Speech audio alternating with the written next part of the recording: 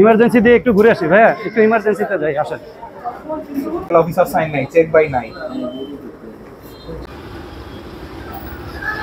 কুমিল্লা জেলা স্বাস্থ্য বিভাগের পক্ষ থেকে এবং কুমিল্লা জেলা প্রশাসনের সহায়তায় ভ্রাম্যমাণ আদালত পরিচালনা করা হয় অবৈধ ক্লিনিক ডায়াগনস্টিক সেন্টার এবং দালাল নির্মূল করার লক্ষ্যে।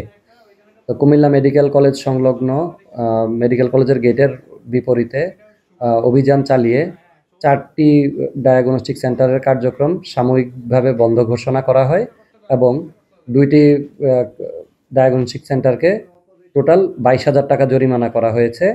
এছাড়াও মেডিকেল কলেজের অভ্যন্তরে মোবাইল কোর্ট অভিযান চালিয়ে একজন দালালকে আটক করে এবং তাকে ভ্রাম্যমাণ আদালতের বিজ্ঞ নির্বাহী ম্যাজিস্ট্রেট তাকে 7 দিনের কারাদণ্ড প্রদান করেন।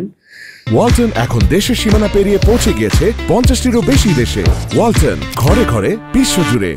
জেলার স্বাস্থ্য বিভাগ ঠিক রাখতে এবং সাধারণ মানুষকে হয়রানির শিকার হওয়া থেকে রক্ষা করার জন্য জেলা স্বাস্থ্য বিভাগ যথেষ্ট তৎপর। এই বিষয়ে সকলের সহযোগিতা কাম্য।